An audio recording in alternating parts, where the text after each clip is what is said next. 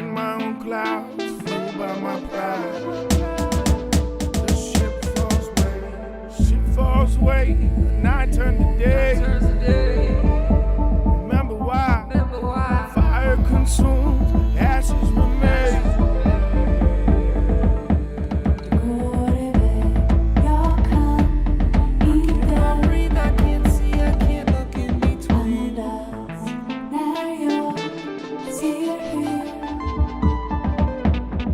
Cannot breathe.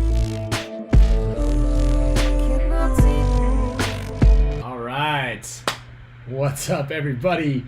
Welcome to the Spick Span Show. It's Monday. It's 4 p.m. It's every week. And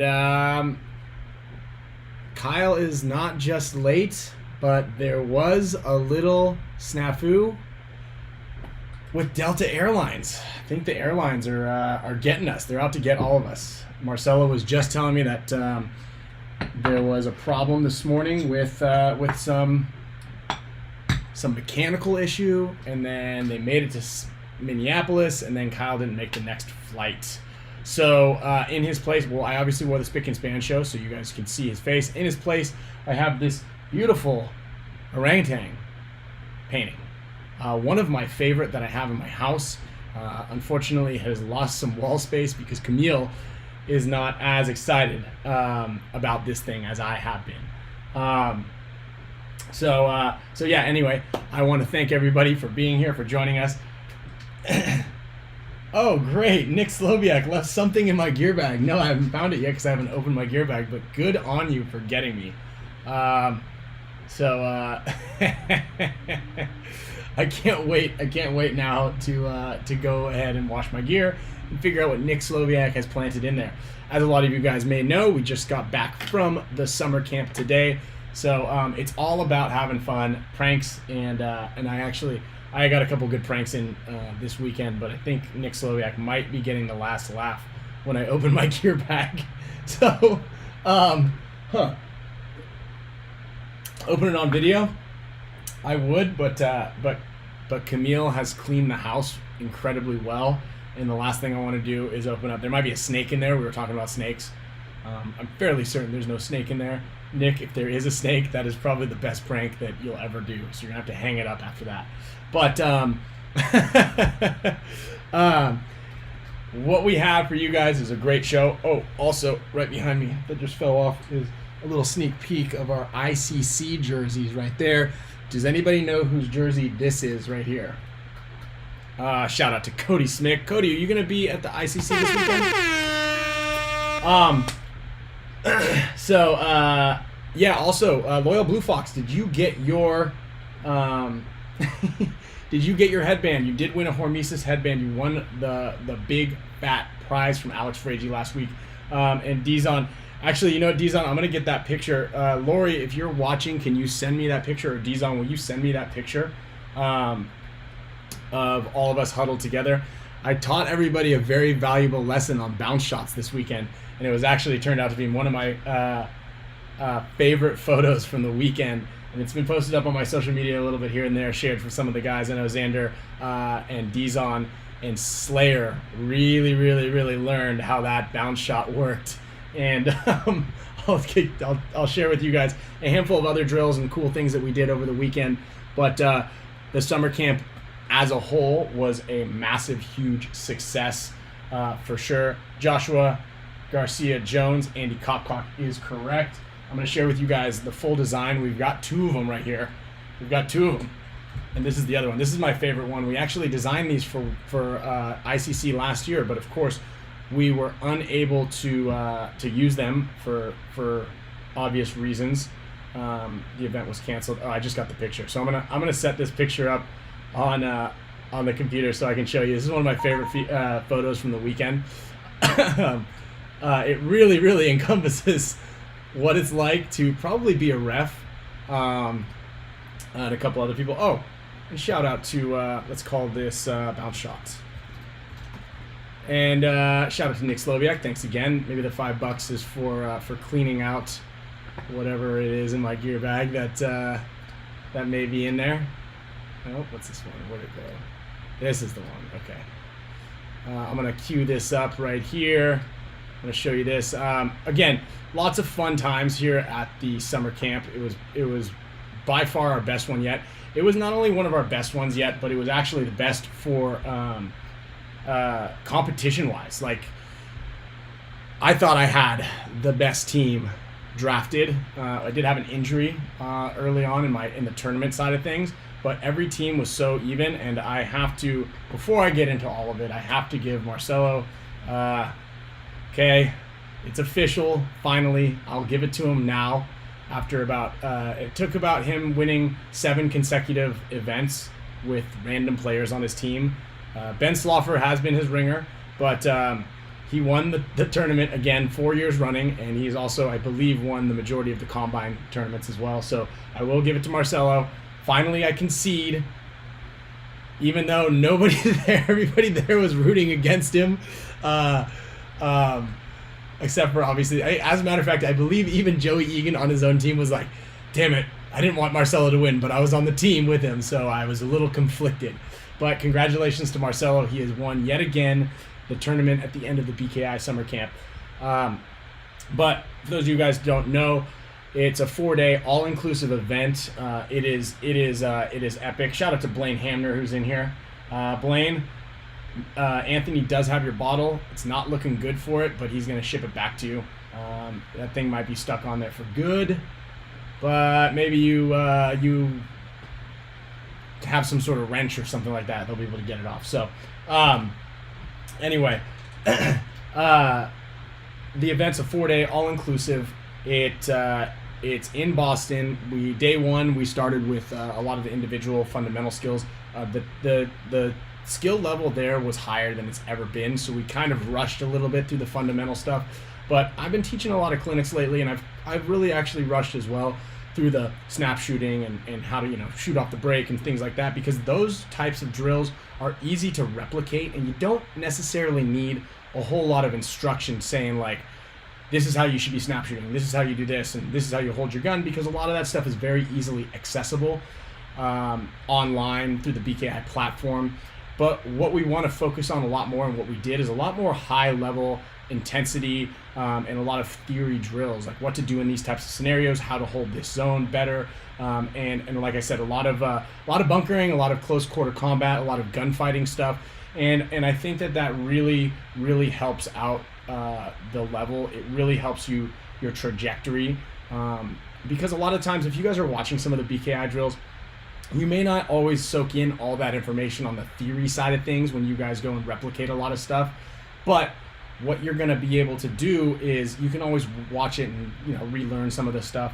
But what you don't always get watching is that hands-on, right? You don't have Rusty standing there going, actually, when you're doing this, this is the reason why you do it. So obviously clinics are a lot better to do in person and all that stuff. So also, congratulations to all the teams out of the WCPPL this weekend and any other tournaments that guys were doing. My LA Savage guys went on to round 3, so they're getting better and better along the way. I was pretty close, listening in, watching, trying to figure out how they're doing and get dialed in with them. All right, so I got this picture. I got to show this to you guys. So this was my first 2-on-2 gunfighter drill. This was something that I just recently uploaded to BKI. I actually tested it out and developed it when I did the event in New Hampshire at AG Paintball. I've done it at the Bro Army Clinic, so I really did it this week, or I developed it this year, and I made my Savage guys do it a lot too. This is kind of actually, those are a lot of my test dummies for some of these things. When I mold the drills around, I say, all right, listen guys, this is something that I feel like you guys can use, and I see immediate results out of these sort of things. Like I said, if you can win your gunfights, then you'll put yourselves into those high level scenarios a lot more often. And then the other thing about that is, if you're winning your gunfights, a lot of times you don't have to rely on how to close games because you're winning all these fights. So anyway, so this is the result of us standing on the sidelines, because I got to stand there and ref. And then when you get shot out, of course I got to talk to you. So first it was Steven, then it was Dizon, and then I believe it was Evan who came up, and then you see Xander who stepped in for Dizon, and we're in the heat right here. So check this out. So as you can see, hard left, everybody's covering their bodies. You can see Steven Swope Slayer is standing to my left. Xander is standing to my right. Dizon's Evan, and then Dizon are two people over to my left, and then there's Smars. Smars is actually just out of harm's way, but right when Dizon walks up, he gets shot twice in the goggles and once in the chest. He's like, I was trying to talk to him. And then obviously I'm hiding behind all of them because I had already taken a couple. Yeah, of course I didn't say anything. I wasn't like, hey, stand here to block me. I just started explaining stuff and then chuckling. Then I couldn't catch my breath because it was kind of funny. But the other thing about this that it also kind of shows is a lot of you guys were coming out of your bunkers and not really looking where you're shooting and just blasting the side of the bunker and just flying off to the side. Lori last year was standing on the sidelines once, and then but Todd, just so you know, the guy wasn't shooting them deliberately. He was just snap shooting out the outside. I believe Jeremy Neves was probably the worst at it. Well, he was the best at the drill because he was peeling people off. But as far as shooting his bunker, he was definitely shooting the bunker quite a bit. That was pretty funny though. I was dying. I was dying laughing on that one. So that was one of the highlights. But yeah, again, day one, a lot of fundamentals, a lot of snap shooting, a lot of some target shooting, the time trials. A lot of you guys commented on my stories about the time trials. You really liked them. And then there was a lot of 2-on-2 framework on the second day because you get a little partner. So we kind of just expand the field from day to day to day. I'm a real big fan of the 2-on-2 stuff because it's a lot easier for us to focus in on what you guys can use and what you guys need. You have way more eyes on each person. And then we did a lot of 3-on-5 attack, defend, but we had the 3 guys attacking. We did a lot of center play. If any of you guys saw the WCPPL layout, there was a pretty wild looking center. And it was a pretty wild looking center, and we forced a lot of guys to go up in the center. And Nick Sloviak, as much as I did want the guys to accidentally shoot you, you definitely got shot a lot, and I did nothing to do with it. So shout out to everybody who accidentally fired a couple over to the side. I also gave out a lot of silver coins. I won 1 silver coin, and Kyle also won a silver coin. So we do have a lot more out in circulation right now. So shout out to the coin duelers out there. Dizon lit up Marcelo. I definitely took a ton of hits. I took a ton of hits on some of those snake drills also. But I just see that red and I want to shoot it. Yeah, Dizon, that's the problem with people who wear red colored Ironman jerseys is everybody wants to shoot them. You're absolutely right on that. So today, like I said, Kyle's not going to be here unless he walks in the door just randomly. I'm not totally sure. But I still, we've actually already lined up a really good guest for you guys. Quinn Nadu from ProPaintball.com is going to be talking a little bit about the website. We're going to talk a little bit about some of the projects that he has in the can. We're going to talk about the Astra Invitational. I heard they're giving $15,000 away. I don't think I'm allowed to play in it, but for those of you guys, I do know what teams are going to be playing in it, so we're going to wait for Quinn to help announce that because he's going to do a story on the Astra Invitational that's going to be released, I believe, tomorrow. Also, just got word from Field One Paintball that we've got an AccuLock barrel kit discount code that's going to be going out to our super mega support status members as well as the discounted merch perk members. So we've got some discount codes coming your guys' way along with some other really cool news. And I know that some of the Signature Series guns are going to be shipping really soon. And then we are going to be giving away, well, I've got a pair of goggles here somewhere on the show today. Booyah! These are my used ones. I'm not giving these ones away, but we are going to be giving away a pair of SLR goggles. Now, these are actually going to be open to everybody who's watching right now. So those of you who are listening on Spotify, I apologize, but I do want to do something to give something cool away to the guys who are listening to this midweek. So I will be announcing something for you guys as well. But we're going to be doing a little SLR review and talk. So I've got a brand new box right there that's going to be coming to somebody. Also, Mr. Provencher, Provencher,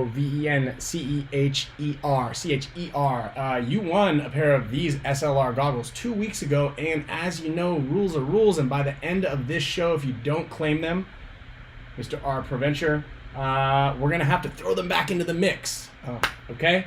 And also, I've got to give away today, I've got a Spick and Span BKI jersey. They're actually really cool. And Anthony made them for us, and we did send a link out to everybody, but I hadn't seen them until I actually saw Earl was using one of those 2 weeks ago, Earl from Savages, and I saw it and said, wow, that's actually it's a great jersey for the summertime. And so Anthony and Dizon actually gifted us 2 jerseys, so I'm going to give those away the next couple weeks because it's hot, and they're great jerseys to wear in the heat. And then we're going to talk a little bit about paintball in the Olympics. That was kind of a statement and a question at the same time. I'm trying to work on my acting chops here. Oh, Curtis, you want to see the jersey? Oh, and Blue Fox, you got that jersey as well. While everybody's waiting, please hit the like button. If you guys have a question, please throw it in the comment box. And quick air horn before I jump into anything else to Alpha Dog. All right, Alpha Dog, thank you very much for that donation. I appreciate that. We are actually ramping up the production studio here a lot. It's getting better. I think things are getting better. Smoother transitions. I believe that the Wi-Fi is working, even though I have what's hardlined in. That didn't work, but I'm working on that. Got home a little late. Shout out to William Aguilar as well. So yeah, I'm gonna grab the computer here, or the little box, and I'm gonna put Mr. Quinn Nadu on the horn. And I also, just because I know a handful of you guys were not here last week, or maybe they were lost in the fray, I'm gonna go through my notes, and I'm gonna go ahead and review everybody who won a prize last week. Okay, everybody who won a prize last week from the top. Speaking of top, Tabletop Squires, Crankin Invasive, Jeremy Garcia, Derek Weigel, Dizon, gave you your medal already, Bifrost, got the Opkix hat, Matterson 5C, all these people got card packs, Matterson 5C, Brandon Cahill, Jay McCann, Steve Lamb, Slarion, Josh Smith, Chris Gregg, Koner, Manny Wong, and then Blue Fox, you got the Hormesis headband. Michael Brader got the Urena jersey. That's coming. Everything's being shipped this week. Sean Dolan, I should have brought your Lavina gift card, but I do have some more Lavina paintball gifts for you guys. So a bunch of big giveaways, and I made it sure that the wheel is working. So, okay, let me do this really quick. I'm going to get Mr. Nadu on the horn right here. Let's see how we're doing. So again, Quinn Nadu from ProPaintball.com is going to be joining us. There he is. Hold on. I'm setting up my really high-tech system of granola bar boxes to get your head up here. Don't worry about this. I have the same kind of crazy thing set up to get the A-frame too. Is that right? Oh. Just random boxes and stuff. Yeah. Well, I got this new little setup here, and it raised our little camp. Kyle's usually the guy that gets the iPad rocking and rolling here, but he's not here, as you can see. I replaced him. Yeah, man, I was sorry to hear you couldn't make it. Yeah. I replaced him with the orangutan here. But what do you mean? I thought that was Alex Frazier. It looks just like Alex, actually. I've seen Alex when he gets out of the shower. That's kind of what he looks like. A lot more welts and a lot less muscle, though. But they've got but they got the eyes. They got the eyes right. they got the eyes right. So just really quickly, I'm going to let you kind of introduce yourself, Quinn, and what you do. I know that Alex actually speaks incredibly highly of you, even though you just made fun of him. I'm sure it's all water under the bridge already. But Quinn works for ProPaintball.com, and it's really important right now that that content. I know that everybody loves absorbing content, which is why we have heaps of viewers right now watching us on the screen, and a lot of people jumping in. But we're always wanting content, and most importantly, or more importantly, reviews and recaps that aren't always video oriented. And I think that print media and print information is also really important. So go ahead and tell us a little bit about yourself, what your history is in paintball, what you're doing, what you plan to do, and why you enjoy doing what you do. Yeah, so anyway, my name's Quinn, obviously. I'm from Pennsylvania. I started playing paintball actually just like at random. Like one Christmas, my parents got me and my brother Spider paintball guns, and we were just like, what the hell are these things? And, I've never even heard of it before, but, we kind of started playing with some of the neighbor kids we kind of found around. And then from there, actually, maybe about a year in, I jumped right into tournament play. I started with like just little kind of local 3-mans and stuff, maybe in like 2002, 2003. And then, kind of just went on from there. I've been playing kind of regional and national events now for like 10 years or so, and I currently play with my team, Rico's Raiders, in the NXL. Other than that, I started working with Pro Paintball maybe about 3 or 4 months ago, because I kind of got in touch with Justin, kind of going off the same thing you said, Ryan, where I really thought there was a lack of kind of print media and stuff around. And funnily enough, Justin actually saw a lot of the stuff I posted on PB Nation throughout the years, so he was super excited to bring me on from there. And, I'm kind of just jumping in and trying to cover the stuff that you don't get to see on, like, Go Sports or, any of the other live streams, kind of more so talking about the players kind of behind what they are on the field and getting to know them a little bit more. Luckily, I get to talk to a lot of you Dynasty guys a lot. I know people love to read about you guys. It seems like you're always in the highest demand over anything else. Well, that's good to know. I mean, we've been around for a long time, so I feel like sometimes people are getting bored or tired of us. But it's good to know that we still garner some clicks here and there. Yeah, for sure, man. I mean, everybody was thinking you guys weren't going to look so good last event. You came out and pretty much, were smashing everyone the whole way through. I mean, unfortunately, you guys lost Dalton halfway in, but yeah, you guys certainly gritted it out throughout that whole event with a short roster. Yeah, I mean that's definitely tough. That's one of those things. I mean, the conditions weren't fantastic, both weather-wise and the terrain, but yeah, I mean it takes guys that do have that grit and that ability to turn it up a little bit and really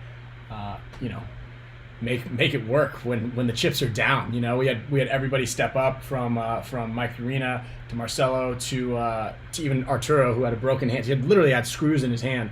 And you were staying at the same hotel with us, so I'm glad that you were, so we could link up a little bit. Random. I kept seeing the G2 guys kind of around, and I just assumed you guys were there. And then I ran into Mike, and called all you guys, and then you totally embarrassed me in front of the whole team of my heroes.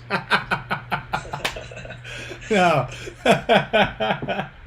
Well, I had to make sure that I swear I was like, we get a lot of emails. We get, just as we get a lot of emails. Things come in, but I swear that I'm pretty good about responding to everybody that I could. So I'm glad that you brought it up in front of me and put me in the spot as well, so we could set this up. That's good though. I finally caught the big Tuna and I got on the show with you to talk. Yeah. No, I like that. I like that.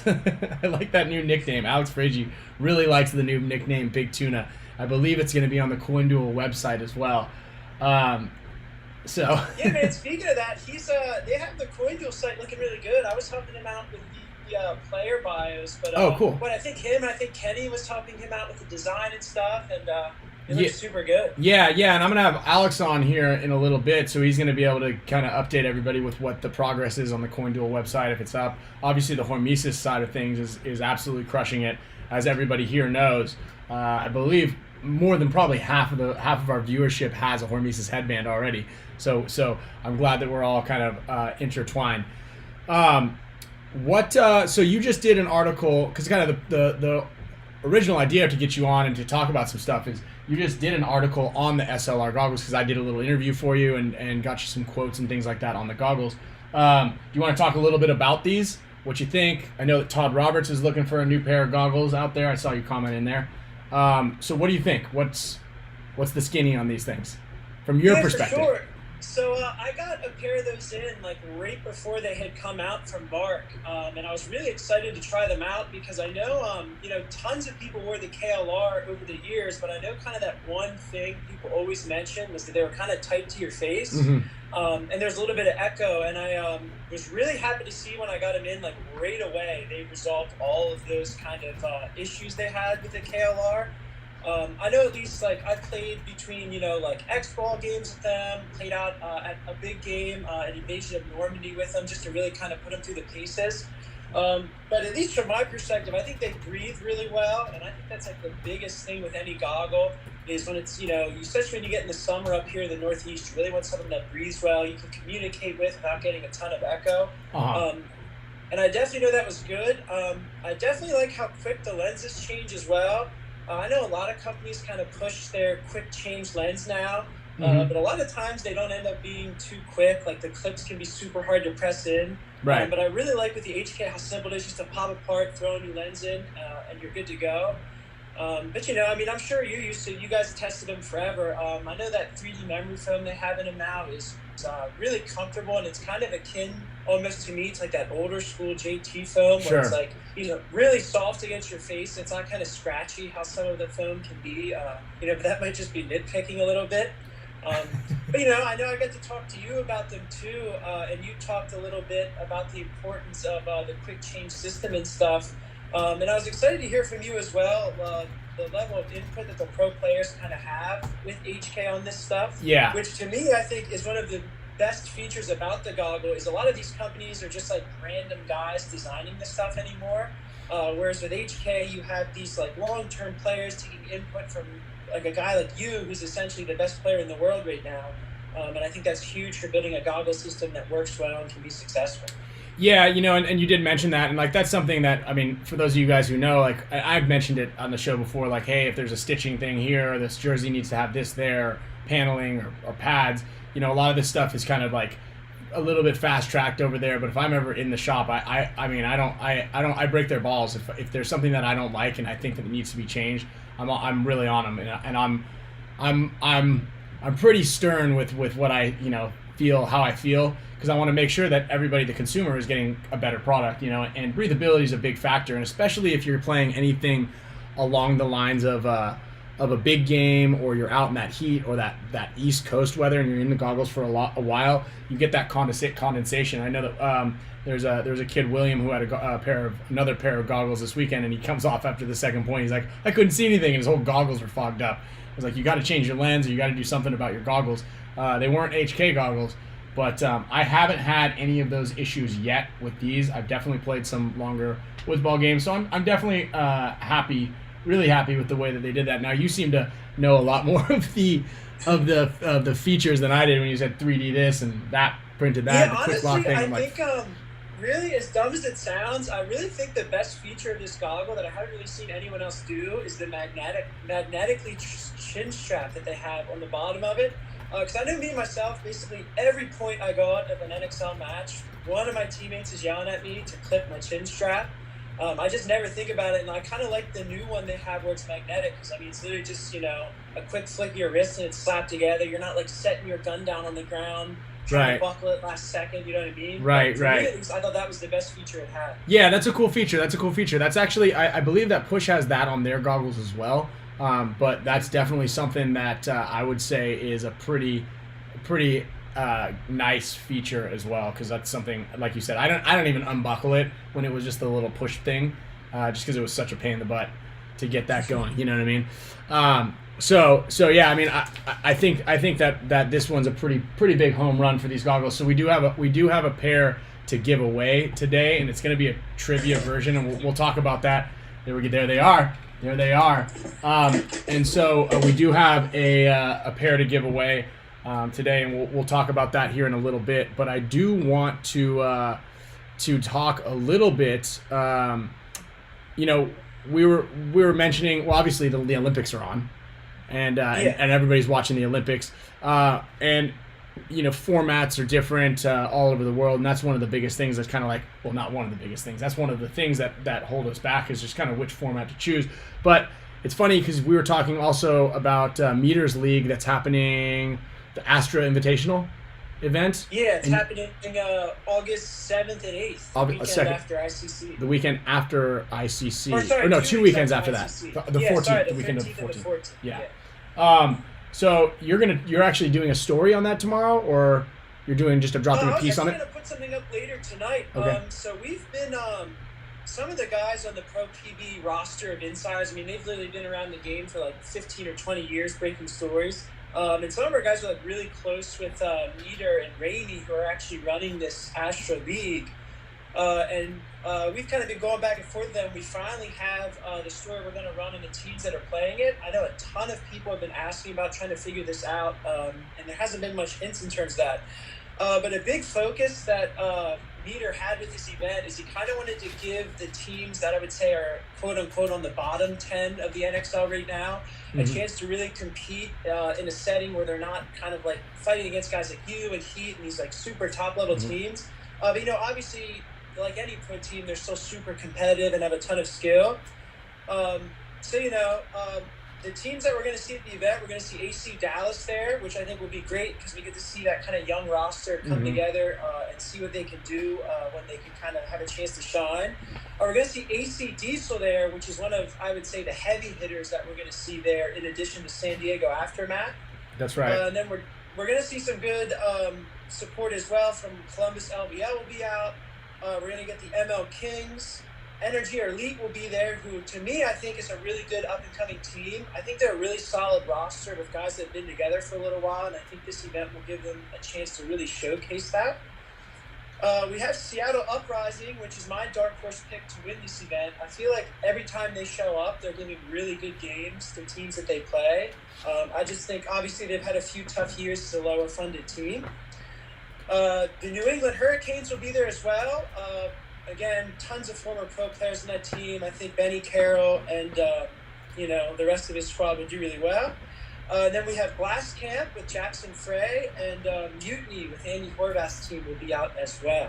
So, we should get a really deep rosters of teams there, and we should see great competition. Yeah, that's great. I'm stoked that the Mutiny guys are there. Aftermath, I think, is going to do really, really well, and it'll allow them to kind of loosen up the leash a little bit and kind of be able to play not so you have to play, and no matter where you are, you have to play incredibly well and very, very tight and smart paintball. Yeah, but sure. When the competition doesn't involve Impact and Heat and maybe us or X Factor, then it allows you to kind of like create a little bit more and take a little bit more risks and chances to let a game plan develop or make your actual breakout move develop. And that's what I think is something super, super important in that aspect. And is the format going to be exactly the same? Is it going to be a race to... So it's actually going to be a little bit different than we're used to watching in like the NXL and a lot of these other leagues. So it's going to be an X-Ball league with just straight up X-Ball. It's going to be a 5-match prelim instead of 4, which is kind of nice because I think that gives, a lot more reps. But really, like, the biggest thing we're seeing that's different is Meter and Rainey had decided to do a 4-pod format of limited paint instead of the typical just, like, go out and shoot as much as you can. And I really think that's going to make this really interesting, especially, too, because I would say a lot of the teams that are going to be at this event tend to be more, like, attack-first teams as is. So I think limiting their paint, we're really going to see a lot with that. Have you had any experience in the limited paint format? I know you play over in Europe.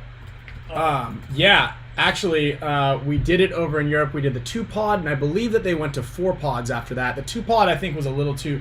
It wasn't quite enough, and what it ended up doing is it limited a lot of the movement because they thought it was going to speed things up, but what happened is everybody would shoot their 1 or 2 pods, and then nobody wanted to make any moves because you don't want to make any mistakes in that sense. So I do like I think the 4-pod format was a lot better. It's also a little bit more inclusive. It allows people to practice a little bit more. The theory behind it was kind of funny because paint manufacturers immediately were up in arms because they thought, oh no, we're not going to be able to sell as much paint. But what they did was they opened up the layout practice So what ended up happening was, instead of just practicing for 2 weekends with a 50 box budget every weekend, teams would practice for 4 weeks with 20 to 25 boxes each weekend, So they ended up consuming the same amount. And even honestly, I don't think that there was a huge difference in the amount of paint consumed per event. But because a lot of players, it's all about the field layout, but a lot of players shoot right on average around 4 pods a game. Now you have some guys that shoot 1 or 2, but then there's the guys on the other end that shoot 7. So it all usually balances out to about 4 anyway. But I do like it. It's also better for those old guys who have these bad backs. You don't want to be putting 13 pods back here, That's yeah, I'm interested to see too. They seem, from what our insider guys are telling us, they seem they're being fairly loose with that 4-pod rule, kind of meaning like, it seems like basically the rumor is going to be that you have to go out to the box with 4, and then from there you can use any kind of strategy you want, switching pods, leaving them in bunkers, whatever. So it could be interesting because, we could see, especially a team like Aftermath or Mutiny, like really swaps around and, send a guy like out to the 50 off the break with 1 pod just trying to like blow through the field. Yeah. So I think we could see some really interesting stuff. And I think what's going to be cool too in terms of watching it is they don't plan on doing a live stream, which seems like kind of against the grain. But I think what's good about it is they're bringing in pro videographers, and they're going to shoot the event in its entirety, and then they're going to release an edited cut, which I think will be cool because we're going to see a lot of angles we're not used to seeing. We're going to have a lot more on-screen graphics and things like that, and the way they might bring like statistics and stuff into it could be really interesting for the viewers. That Meter did mention that, and that's cool to have a professionally edited post-production show. That's actually how a lot of those old ESPN shows were, right? They were edited post-production, and it actually made it a lot better because you could commentate with what's going on the screen, which is kind of something that whenever I go up to the booth with Maddie and I'm trying to commentate a game, I'm trying to look at the screen and talk about that, but you're also seeing something really dynamic happen on the field, and it's really hard to cut and talk about it at the same time. But I do think that that is something that Go Sports could do a little bit better, is kind of have the commentators up in the box really focus on that, or have more guys like Alex Fragi who just kind of talk about random paintball stuff and make the commentators section a lot more fun and energetic. Kind of going off that, you make a good point, because I think when you if you're commentating and you already know the result, I really think it helps you kind of build the story throughout the event. Absolutely. Rather than just, you could be watching a live match and it could be 5-1 and the team could end up coming back and winning, which is cool. But when you can really build the story from point 1 to the final match, I think you can really kind of tell a better story throughout the commentating. And then back to that whole 4 pods thing. Jonas Falleth, one of the members here, is actually from Norway, and we talked about how Europe, we did that 4 pod limit out there, and something that they've been doing that for like the last 5 or 6 years, right? And they've had that 4 pod limit. And this is actually, and I kind of want to talk a little bit about the Olympics right now and kind of what's been holding us back slightly. And one of the things, aside from the elephant in the room, which is everybody shooting at each other, which is obviously a touchy subject no matter what country or world stage you're in, but it's about having one globally recognized set of rules, right? Because think about the swimming competition, right? If competition or whatever the swimming rules are, right? The lanes have to be a specific size. The course or the pool has to be the exact same size. So you know how many laps exactly, and there have to be so many different nuances that are exactly dialed in. But when you go out to paintball, we have 4 pods here, we have blind layouts there, we have 2 weeks layout here, we have 12 minutes, we have 15 minutes, we have 5 minutes, and then everybody's always arguing and fighting for their piece of the pie when that goes down. One thing that was just 2 new sports that were just introduced, which I follow slightly, was skateboarding and surfing. I watch a lot of surfing competitions. And it's all about having a globally recognized set of rules, and then, which is going to eventually lead us to our, it's going to eventually lead us to our question that's going to be the trivia side, is you need to have these federations, right? So you need to have at least a number of countries that are all involved in watching who adopt the same types of rules, right? And then that will also be guaranteed to be able to like go into the format and play that format, right? So that's I definitely agree with you with that. The rules can certainly be confusing because I mean, say you go to like any normal But say you go to like any NXL event, for instance, if I'm just like a random spectator and I go to say the pro field to watch games and I start to get the hang of what the rules are, and then I walk over to like Division 3, it's like, oh well, the rules are different here. The time's different. The mercy rule's different. It kind of makes it confusing, and I think I agree with you. We need a consistent rule base throughout all these leagues. So I also think that's important for the tracking of statistics. So obviously, if you have one league that says say they're doing 10-minute matches, and then you have another league that's doing 15-minute matches, it's kind of hard to quantify stats across leagues when everyone's doing their own thing. Yeah, and that's kind of what it boils down to quite a bit is dialing everybody down, and each country right now has its own federation. I got a good rundown from Anthony Vitale, who is really involved in the Paintball Federation, the United Paintball Federation, where they're actually holding their World Championships this Labor Day weekend in France, which Team USA is finally going to be able to go to, and they're going to have U16, U19s. There's the women's and the men's and the veterans 40 plus. Each country usually has its own federation in the areas of the world. They're grouped into confederations. So each continent is in its own confederation. So we would be in with Canada, Mexico, and the Americas in general. And so you need to have a certain amount of teams in order to even qualify to have a chance at the Olympics. So the European Union obviously has the best or the most active confederation because they have all these different types of Nations Cups. Also, it's kind of like the European Union is about basically what the United States is as far as size-wise. I mean, a little bit smaller or a little bit bigger, obviously, but in less states. But that's kind of why it's a little easier for them to kind of have their events from region to region. And then the layout for that event drops on Wednesday. Nick Laval and Nick Sloviak will be breaking down that layout for anybody of our European friends and families that are going to be out there playing. And then Nick Laval has actually been brought on to coach the U19 team. So they're going to help them out with the layout practice. Brad McCurley is going to be helping out the women's and is going to continue to coach for the U16 team. Actually, I had 3 of the U16. So I'm gonna call it right now.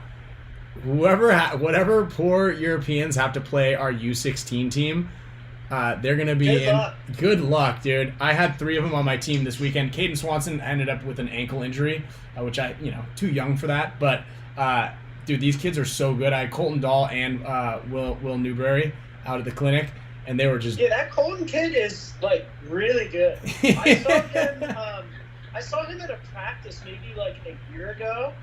After kind of hearing a lot about him, I'm like, yeah, this kid's okay, he's not bad.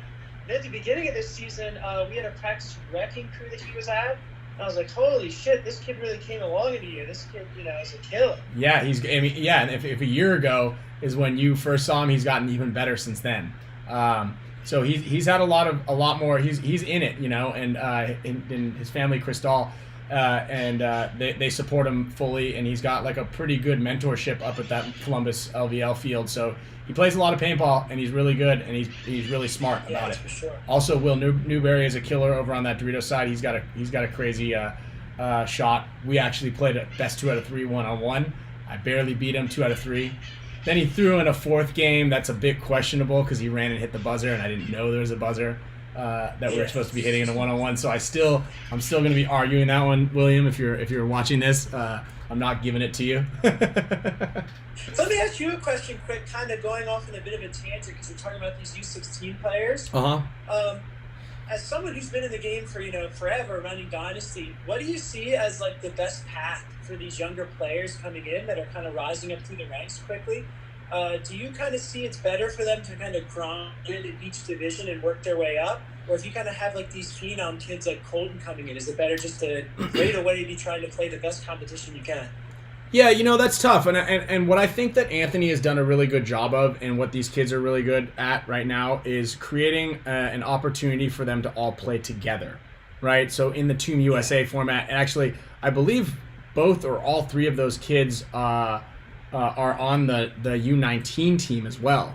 I'm pretty sure they're on that roster. I know that Trent Nita is probably not going to go to Europe. I'm not 100% sure, but it's a shame, dude. He's the best U19 player in the United States. Yeah, he's pretty good, man. He's arguably one of the better guys out there, and he's really hungry to play.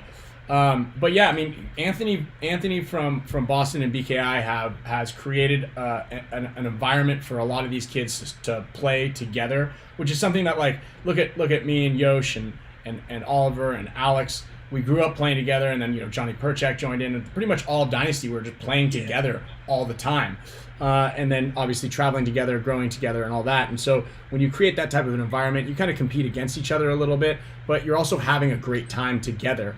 And I think that's something that's really important. They have Ben Sloffer as well, and Seth Brown, all those kids that are up from that little area. Those dudes are so good. And as far as like what path should they take, it's tough. It's tough to say because they all kind of want to go in the same path, the same way, the same direction. But you look at how we kind of went. Is Oliver went first. He went up to the Ironman. We played another season as in pro, and then in amateur, and then we all went pro together. So I definitely think that you should take an opportunity if you have it, but it's tough to say. It's really tough to say exactly what we would what direction you go. I guess you weigh out the opportunities. And some of the guys I know, Will Newberry is going to be playing a lot at what's the name of that field that's near him? It's near Georgia. It's about 2 hours drive. It's a really nice field, great grass, a really good facility. It is. I think it's where the Outlaws might play. Does anybody know the name of? I feel like I know it. Is it Prime? Prime, yes. So he plays up Prime, and obviously, when you're a Division 4 or Division 3 player and you get that opportunity to kind of grind with those guys, that's a solid opportunity, right? But then again, do you leave your buddies in the dust to try to get to a higher level and rush it, and then kind of like hope that you fit in and you're plugged into that scenario, or do you get as far as you can with your team and then hope not to get cherry picked? The Ironmen tried to cherry pick us a lot when we were younger, and Oliver was the only one to go, so that was good in there. But you don't want to move too quickly. That's the biggest thing, because if you move too quickly and you leave your buddies behind and they're still progressing, there might be a little bit of stagnation down there, and then when you get up into that area, you might be like, I'm kind of in over my head. And then if you get into a program that gives you a lot of opportunities in practice, but doesn't give you that tournament experience, that begins to stifle your growth as well. And that was something that we had to realize when we had Matty Kling. Is he practiced with us a lot, and we've had a couple of other semi-pro players who've asked us also, like, hey, what's the opportunity that you guys can give us? Is there any way that I can come? I just kind of want to, I'll just, if it means riding the bench, like, I just want to get some practice experience with you guys. And I'm like, it's not that good for you. You should be winning. Go through the semi-pro ranks or the D2 ranks and just win down there, and then you will eventually progress further after that. So that's something that you want to really look into as far as moving forward there. And yeah, you just don't want to move too quick, is basically what I'm saying. Don't move too quickly. Sure. Don't move too quickly. That's a big point right there. So sorry to go on a tangent, but let's talk Olympics. Yeah. So back to the Olympics. I kind of want to get Alex on here if I can double this up, because he might have a 7-man pick for an Olympic team, and he's really good at that. Let me see if I can dial Alex in, and we're gonna get both of you guys on here. I think there's a way to do that here. I might have to hang up on you and then join the call in, but just stay tuned here. Let's see.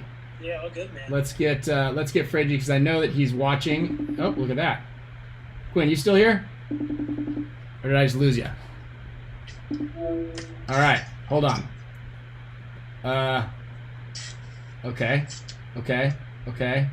Hold on. I might have lost Quinn here. Hold on. Whoops. Alex, you still there? Yeah. Okay, hold on. Whoops. Okay, sorry guys, little technical. Let's go add. Let's go here. Let's go here. Done. Okay, we're gonna go Alex. So we're gonna get Alex, Fragi. I got a lot of people on here. Then we're gonna go Quinn. Can you guys see their phone numbers? Probably shouldn't show you that one, huh? All right. We're gonna get both of these guys on here, and then we're gonna get you guys some trivia. Did everybody just get? So Alex and Quinn, there might be a small. What's up, Alex? There might be a small opportunity or possibility that everybody on YouTube just got your guys' phone numbers. Perfect. I can't wait to have people call me. You can call me. Yeah, you guys can call. You guys can call the shop. You guys can call a cell phone. Alex is a man of the people. I really like texting Alex at like 2 in the morning. Just weird questions. Okay, I'll pick up. I'll answer. So we were just talking a little bit, Alex. I'm sure you were listening about Olympics, paintball in the Olympics, and kind of like, what do you think about? Did you hear Quinn's last question about whether or not younger guys should be cherry picked or should they kind of move? Yeah, so that's a tough one because in certain areas you have that are really headed better than the rest of their team and have that drive to go and the ambition to go and be the best that be, right? So they want to break past their team, which, unfortunately a lot of those bottom tier or mid-level teams are never going to get to that top level. Right. They're kind of going to exist like in the, capacity where they're at in D2 or D1 or wherever and just kind of float there. And you've got certain guys that at the top, and it's a rare situation where you've got a team like us or like Aftermath or X Factor, teams that really have taken the one core of guys and brought it from the bottom to the top, which is pretty amazing, and I'm a big fan of that. But if you're a player that is that you've got more drive than the rest of your team, you're gonna try to get to a better. Absolutely. So, you want to talk some Olympics, you guys? Yes. I was thinking about that. I was actually just talking to my colleague Roger here, and he was saying, that the Olympics started as a simulation of combat with the javelin and the hammer and how fast you can run and shooting and archery and all these things that were kind of a simulation of who would actually win in a war, who has the best soldier. Oh, interesting. And I feel like, paintball is kind of like a modern interpretation of that. Even though the Olympics has become something else now, obviously, you don't need to be a good skateboarder to win a war. But, I was thinking, paintball would actually fit quite well if you looked at the origins of why the Olympics exist. Yeah, for sure. I really think, honestly, with this whole Olympic conversation, I think really what paintball has to do is figure out the format that can be kind of more widely acceptable, and kind of going off that. When you look at other Olympic sports, a big focal point of all of them are these extreme levels of human athleticism, and then those kind of keystone moments of technical skill. So obviously, pro players are insanely skilled. There's crazy athletes like Goldman and Alex. You've been a crazy athlete your whole time as a professional. Obviously, we have that part of it, but I think where we struggle is the format makes it hard to really show those things. I feel like almost sometimes in 5-man, the game progresses so fast that it's hard for a casual viewer to kind of absorb what's happening. And, while all this stuff's going on, there's so many of these little technical moments, these crazy shots, these huge moves. I mean, a perfect example is that shot Quitman had of Ronnie Dizon sliding into a Dorito. you never see something like that in the course of the game. I mean, you have this guy that literally by inches, he's making his spot, avoiding getting hit by a paintball. And honestly, I just think the format is kind of the issue with that. When you look at something like, for instance, like the ESPN NPPL championship they had, I thought that was maybe like the closest thing we got to something that's acceptable on like an Olympic level. The reason I say that is because, like, whether you have these huge feats of athleticism like Ali or like JR flying down the field and shooting out like half the team, or like a low body situation with you guys where like Alex will come out and counterpunch and shoot like 4 guys to win a game. I think those are the kind of keystone moments you need to be like an Olympic level sport. And I really think they just need to find that format that really showcases that. I don't know what that is. I don't know if that's 3-man, 7-man, some like weird attack and defend thing. You know, I don't know. I mean, what do you guys think? I do like the 3-man option. We did that funny game. What was it? The Rage in the Cage down in Vegas one time, and that was actually it went pretty fast. The pace was really good, and I think that kind of keeps people engaged a little bit. But it was very repetitious. We talked about Scramble last time on the show. That wasn't a that was a funny one. I mean, I think as far as the format goes, 1-on-1 I think is the most organic format where, you know, you've got one guy versus another guy and it's very straightforward. Now, I like that. However, it kind of takes away from what I think is the most interesting part of team paintball is, you know, the strategy and the teamwork and, you know, being a team. I really do view paintball as a team sport, not an individual sport, although it can be both. So, yeah, and like you said, it's very difficult, and this is a whole other conversation beyond the Olympics. It's just how does paintball translate on television, right? Mm-hmm. You've got very interesting and compelling shots that you see some of these guys pick up and put in highlight reels with, you know, slow motion and high-speed camera work that really gives you the feeling that you're in there and playing the game, and you see the paintballs slow down, and, you know, that shot you referred to was really incredible. Shout out to Quinn. And yeah, I mean, that is the sell, right? Like, if you can get somebody to feel that on video, that's when paintball really becomes interesting. Now, to understand it in the way that you view it on Go Sports, you kind of already have to be a player. You have to know a little bit what it's like to play paintball. Otherwise, it's just, you know, dots moving around on the screen and there's no focal point. So, again, that's a whole nother conversation. But, yeah, I mean, 3-man could be good, 7-man could be good. I really I think a lot of different formats will work, and I really don't think that's been, you know, a lot of people think that, oh, we got to change the format to make paintball better and grow the sport. I think that's totally off base. It's just we need to do whatever format we pick and do it well, and, you know, I feel like we're in a pretty good, consistent place right now with the NFL, even though, you know, it could be 7-man, it could be 10-man, it could be any format. Yeah. It's just, what works time-wise and what will keep an audience interested in it. But there's a lot of things on the Olympics that people aren't interested in. You don't watch water polo normally, right? But it's in the Olympics, so yeah. Yeah, so I guess you're right. It doesn't have to necessarily be viewer-friendly, right?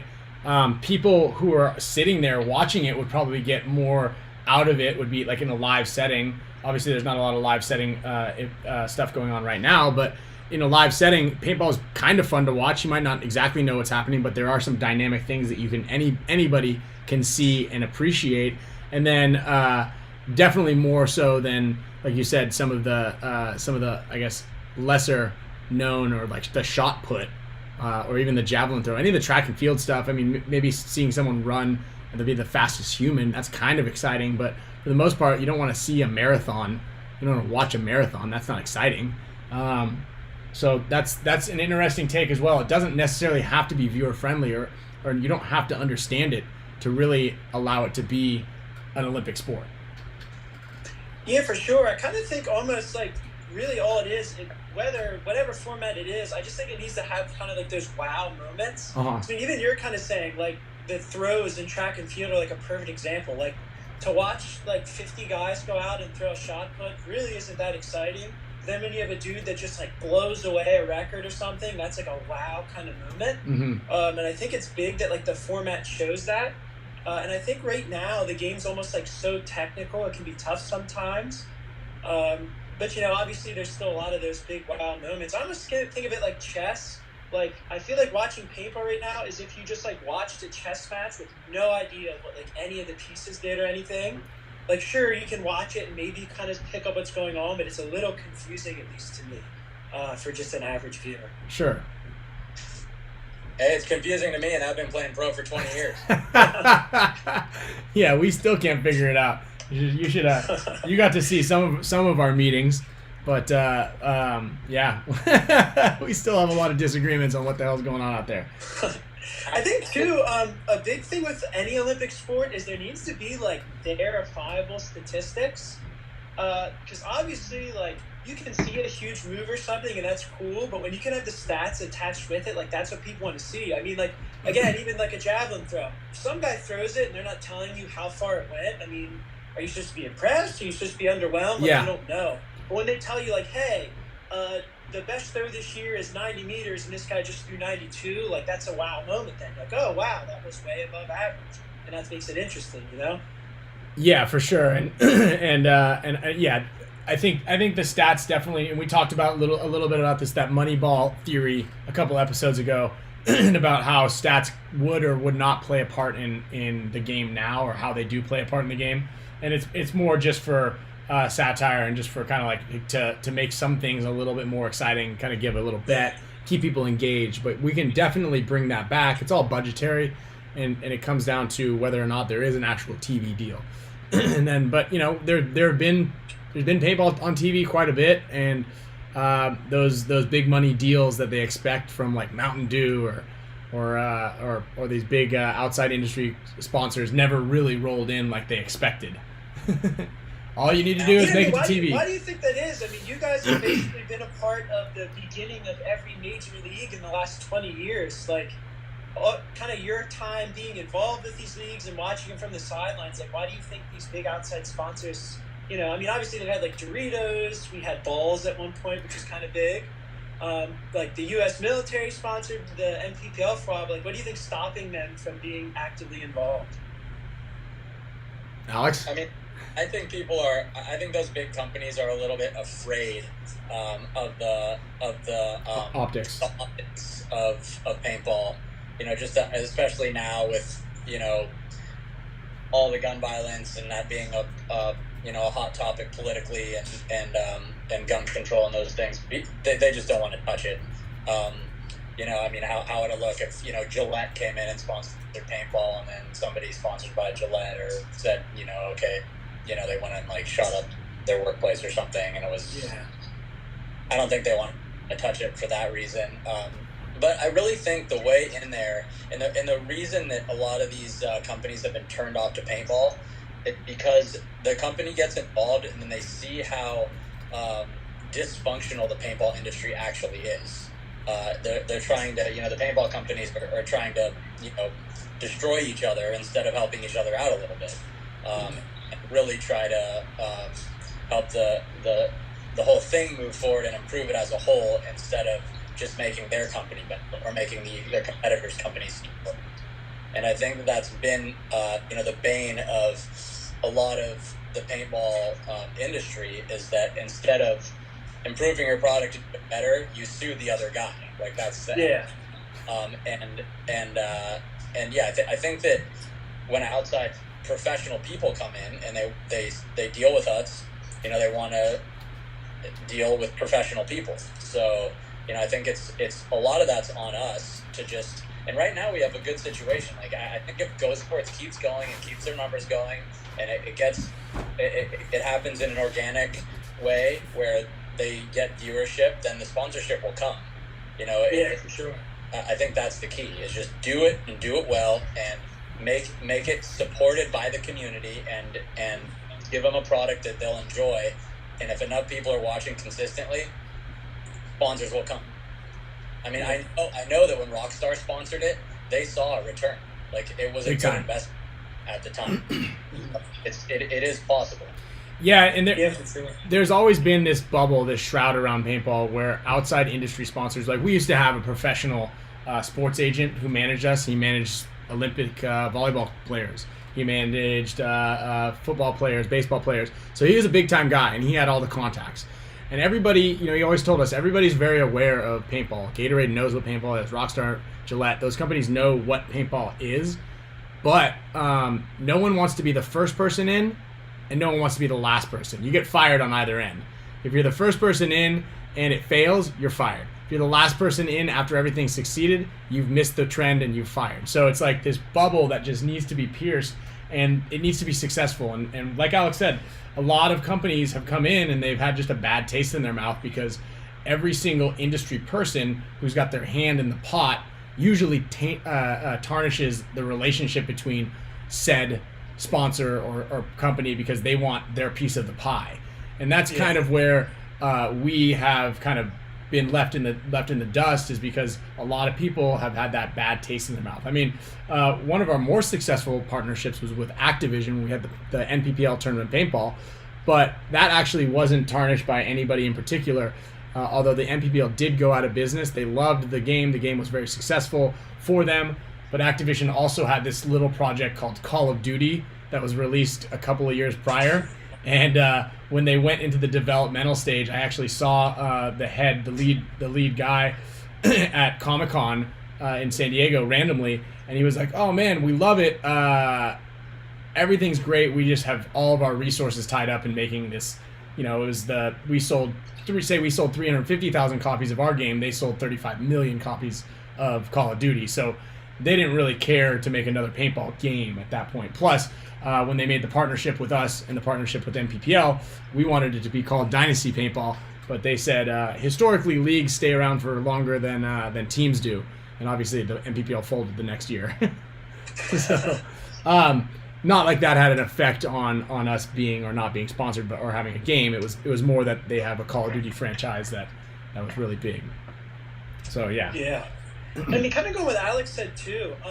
Although certainly there obviously is people within the paintball industry that kind of more self-interested, kind of about owning a small pie versus having a piece of a big one. I definitely don't think that's to say that there's not people who are like shining examples in the industry. I mean, obviously Alex is a good example. I mean, what him and Ollie are doing right now with like Hormesis is great. Like Ryan, you're a great example. Like at all times you're promoting paintball no matter what. I mean, even if you go and look at like the big league, I mean, like Matt Engels and Tom Cole are like really good and really focused on making paintball a good thing. It's just I feel like they have so much responsibility in a job that like no one else wants to take on. And I always think it's funny because like a lot of people want to say like, oh, the NXL did X, Y, or Z and I didn't like it. None of them want to step in and like say, hey, how about I try to help out to make this situation better? I think that's big too. I mean, I think the community kind of has to latch on to the bigger idea of making this sport big again. And then the league just really to focus on making it fun for players, regardless of circumstance. I think that's dead on. Yeah, absolutely. That's but it's getting over that hump. That's shout out to you, Quinn. You do a great job writing for Pro Paintball. So writing that Quinn has done the article he wrote about me, and well, hey, I couldn't do any of it without Justin, Saucy, and Chandler, who have been doing big things at Pro Paintball long before I was there. Yeah, no, that's encouraging to see that they got someone like you in the fold who cares and wants to do a good job and has his hand on the pulse. And also you did some great work for me recently on the coin duel side. You can head over there and check out the Master Dueler, or the what is it called? Keepers of the Coin. Keepers of the Coin. Keepers of the Coin profiles over on HormesisPaintball.com. Quinn wrote all of those, so they're not only interesting, they're funny as well. So you can go check those out, and there'll be more popping up as we do more work on that. So that's live. That site that you showed us is live, yeah. Yeah. It's live. Cool. Yeah, whoever did the work on your site, like the graphics and stuff are phenomenal. It looks really, really good. Yeah, that's Kenny Rosenberg. So if you need Midnight Sonata, Kenny. Yeah, Midnight Sonata. That's him. Call that Midnight Sonata. I know. For sure. Yeah, I think the Keepers of the Coin thing is really cool for CoinDo. I mean, obviously we did like the whole article. I really love like everything you guys are doing with that. And especially you see like a guy like Ryan. I mean, I feel like every time I go on Instagram, someone else is challenging him and he's beating them. You've lost a few now. I think I heard you lost to Alex. Did that happen? No, I took Alex's coin with a quick draw. I'm actually gonna come. I'm planning on coming out with. I'm planning on winning a bunch of coins this weekend up at the ICC. I need to get my hands on some black coins. That's my goal. Is the first fine dueler. He's won 10 silver coins, so he gets a fine dueler headband. There we go. When I see, I'll bring. Hey, I'll tell you what, Ryan. I will take you on in a quick draw. I do that like literally 50,000 times of practice, and my teammates always bitch at me because I'm always doing the whip around, hip fire, quick draw. But really? Well, that doesn't. You're not supposed to. You're not. Hey, listen. Just a heads up. If you're trying to fleece somebody out of their coin, don't tell them that you're really good at the quick draw and challenge me to the quick draw. I can put up a good coin to attract you to a challenge. No, you should have said, hey, that quick draw sounds fun. I would love to try that. I'll bet you a coin on that. That one actually seems cool. I did see that. And then after you whoop my ass in it, go, I practiced this 50,000 times. Now I don't want to play you in a quick draw. I have to defend my coin. That's the only thing I have. I can beat anyone at a quick draw. Okay, I'll give you another one if you lose it. No, I know. I'll do it. I think I'll offer. I think Ryan or Marcelo is the only one I'd be willing to risk that thing for. Okay, I'm down. I'm ready. I'm gonna bring my sack of coins out there. I gave out pretty much all of my silver coins, so I've collected about 12 or 13 silver coins from various players around the nation so far, possibly even more.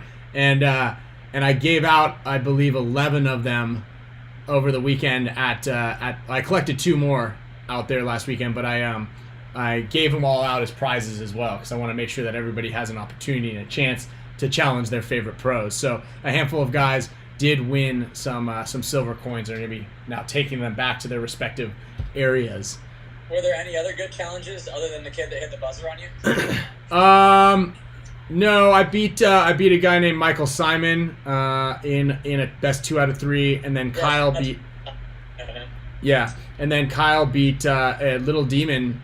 She'll be out there. A bunch of the campers are going to be out at ICC this weekend, so I told them to bring any of the coins that they have as well. All right. Yeah, you might Let have me to ask you something. Talking about coins, Ryan. Me and Alex talked about this a little bit about kind of like how the coins can really help cross the bridge between like pros and amateurs. Yeah. How do you think accepting challenges like this? How do you think that helps a player's brand overall? Yeah, and that's actually a really good point, and that's something that Alex really wanted to do is make sure that it makes it seem like it's okay it's okay to lose to these guys, because when a kid now has your gold coin, that's something they're going to keep and cherish for years, if not for their entire lifetime. And that was one of the things that I think that Alex really touched on a speech to a lot of the pro players out there when Alex was giving out the coins to all the teams. He got every single team together individually and was like, hey, look, this is the idea here. This is why it should be adopted. You can do it however you'd like, but the heart and the root of it is a lot of players don't want to play a one-on-one, and they'll come up with a handful of different reasons why not to. And I can admit that I was one of those guys for the longest time. I don't want it to take away from everybody else's experiences. If I'm at a clinic and I have to play all 20 of those guys, it draws a lot of time. Also, it's kind of it's seen as a lose-lose for the pro player, because you're of course you won. You're a pro guy. You just beat that guy. And then if you lose, it's like, oh, you suck. This guy beat Ryan Greenspan in the one-on-one. But getting over that hump and that idea as a pro player is really important, because as you see some of these guys collect coins off of you, they're elated, right? And then you are a hero. Whether I beat 10 guys and lost to 2 of them, you're still a hero, and you're the cool guy that actually played everybody. So I do think it's really important to play these one-on-ones. And look, at the end of the day, if I lost all 6 of my gold coins, I'd tuck my tail between my legs, and I'd ask the gold coin keeper, Alex Fragi, to bless me up with some more, because I want to have an opportunity to win some of my silvers back and possibly those golds. But it's a great opportunity. So for those of you guys who are out there, I made a funny post about it a while back. Is like, If the pro player says that they don't have their coins on them, that's totally fine. Just tell them you'll pay for the postage and give them your address if you win. Yeah, I will sponsor any pro player with more coins. Yeah, absolutely. To give you one of their coins, I will send, if you beat them and they challenge, I will send you a coin from the shop and just put their name on it. Yeah. That's important. I want these coins to me aren't something to like hold on to, and it's not a keepsake. It's something to go be active with. Yes. So hoping that and props to Ryan. I mean, you're my new favorite player, Ryan, because you really have embraced it. Who is your old favorite player? Yeah, finally, after 25 years of knowing him, I'm finally his favorite player. Yeah, I might change next week though. Yeah, for sure. You did, however, make my my Olympic team.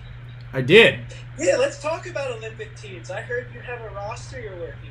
Well, I just whipped this up right now, and I've got 7. I picked 7 guys just because it's a manageable amount of people for this discussion.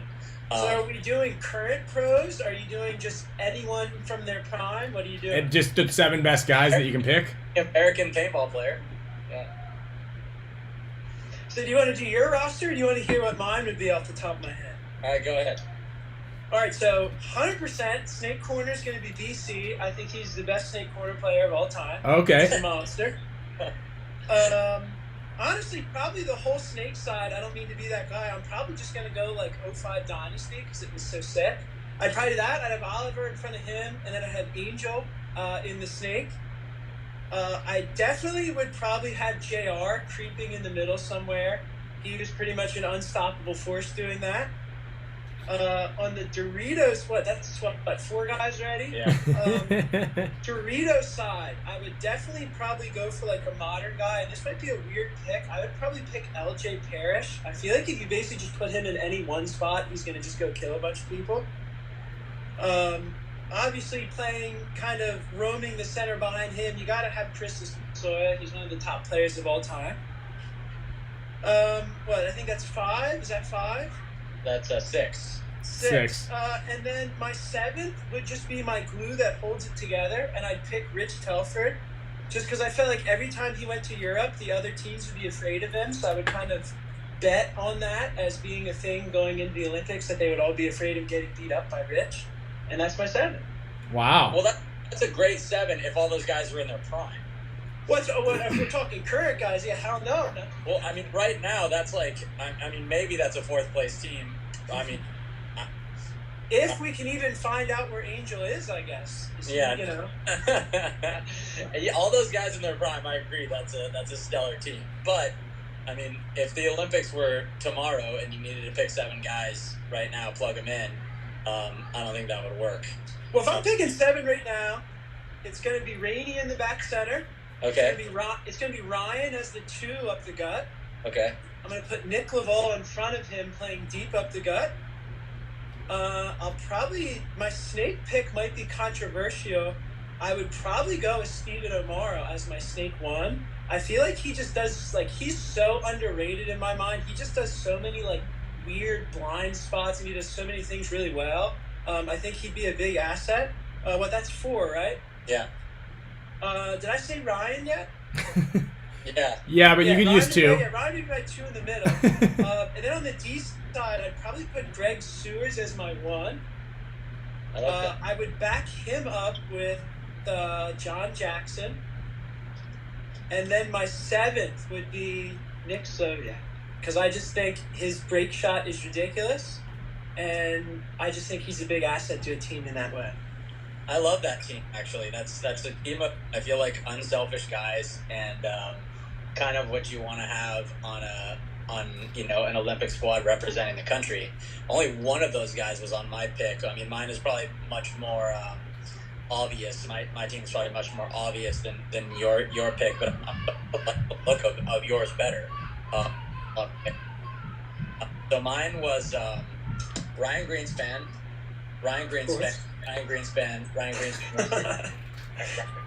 Got a school of Tunas going to represent the U.S. The Big Tuna, yeah, that's Quinn did coin Ryan's new nickname, the Big Tuna. So if you see Ryan, yeah, definitely shout out to the Big Tuna. We better see that on the World Cup jerseys. Okay, Yeah. we can make that happen. Don't worry. Alex So, makes the jerseys. Starts with Ryan. I feel like, you can use Ryan as a D1 guy or anywhere else on the field other than like a Snake 1. I probably wouldn't put him there, just because he wants to see what's going on in the field, and a guy like him gets a little bit paranoid when he doesn't know everything that's going on. So I would put Ryan in there, either in a D1 position or a 2 on either side. Archie, the same story. So you could use him as a D1. Which he's been playing. So, those two guys can basically play anywhere. You've got Mouse and the Snake. I mean, that's pretty self-explanatory. J-Rab probably is a 2 on the D side, behind either Ryan or Archie.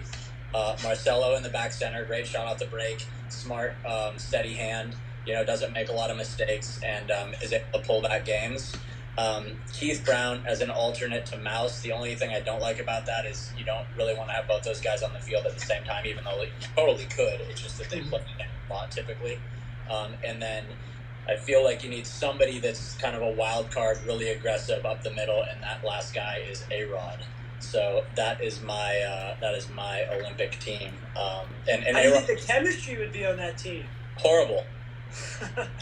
Yeah, but that's the thing. And then, I wanted a coach, and I just threw Todd on there who could maybe get those guys in line. So, yeah, Todd Martinez at the helm. And, yeah, it's either going to be a disaster or a gold medal. I feel like that is like you're taking every like big dog from each team and just putting them all in the same thing without like a support guy. Like you said, I feel like it would either be like they beat every team like 7-0 and smash everybody, or like it's disaster. So that's so funny, Alex. Look, everything that has a star next to it is the same pick that I wrote. I just have Rainey and Tyler on my team instead of Keith and A-Rod. That's huge, dude. You gotta have Rainey if you're talking any modern day team. I had the same exact team as you, Alex, except I got Rainey and Tyler. Well, okay, so what I would do then is I'd probably sub out Rainey for either Mouse or Keith, because that's a redundancy of.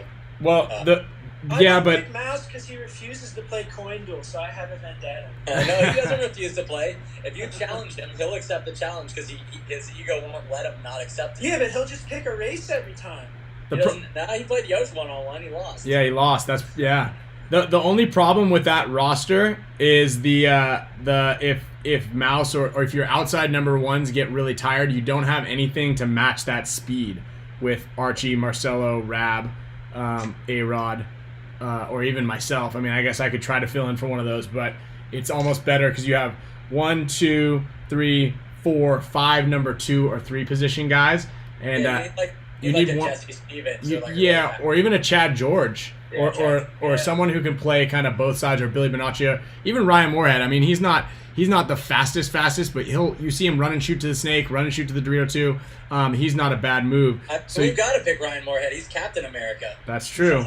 That's true. My team's really built to be like that kind of like strange team though. It's like they're gonna sit and just mow you the first 25 seconds and then just counter punch you to death. Mm-hmm. But I feel like, so say you guys picked your roster, like how many guys are there getting shot off the break when you have John Jackson, Rainey, and Ryan all shooting off the break? I mean, I feel like they're at least taking 2 bodies off the break every game. Mm-hmm, mm-hmm. I think our 2 teams have you beat though, Quinn. I'm sorry.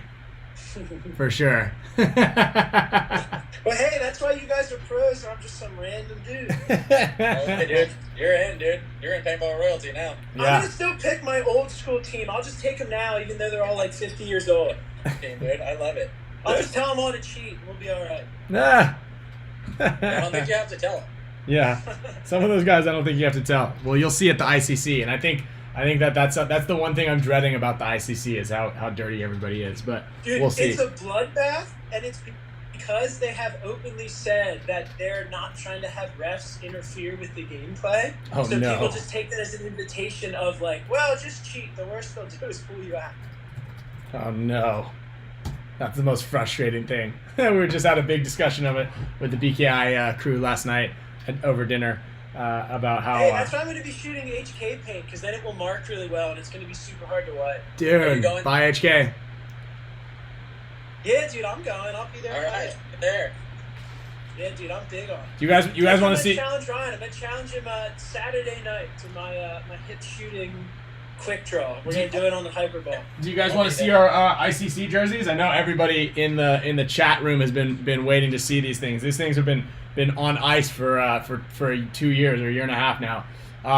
So this is going to be our actual Woods Ball jersey. I actually had this one made for me last year. I actually had it printed for a couple of events, but we changed it up a little bit and added a couple more wins to the back because obviously we won World Cup and the series, so we now have extra tournament series wins and tournament wins. It also comes with every single player who's ever played on the history of Dynasty, their signatures on the back. And then my personal favorite as far as these types of jerseys go, and I'm really glad that HK supports us the way we do, and actually that Alex designed this jersey, but we've got the Hyperball jersey. This one is sick. All black with the gold lettering, right? Check that out. Black Dragons. And then on the back, blacked out names. We got Tyler Mashad on the squad for this year, coming back. And then, of course, the same type of back here with the sponsors representing. The sleeves have got the, the Digi breakup cam right here to offset the eyes. We got the lines on there to blend in with the Hyperball tubes. But this is probably one of my favorite jerseys. I mean, I always like having like a black Dynasty jersey every so often, and I think this with the gold is sick. So great work on these things, Alex.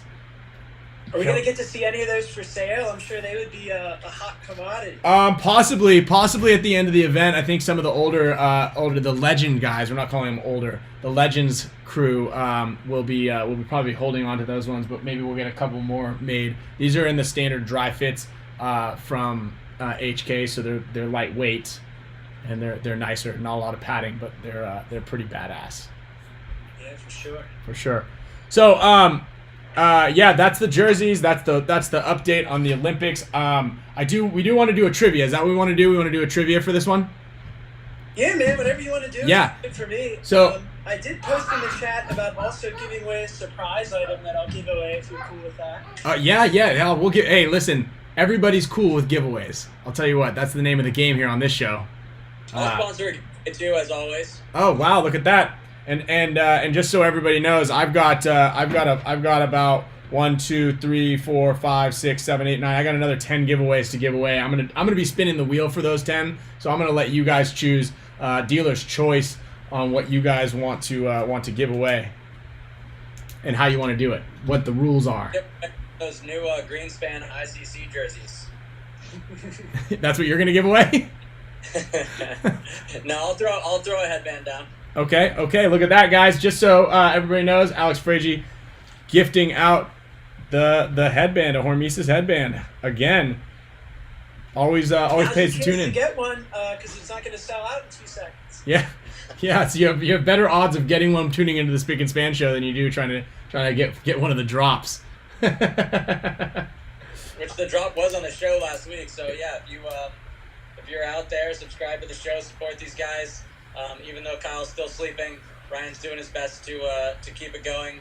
And hit that like button and become a member if you fancy. And just so everybody knows, Alex is an honorary host of the show.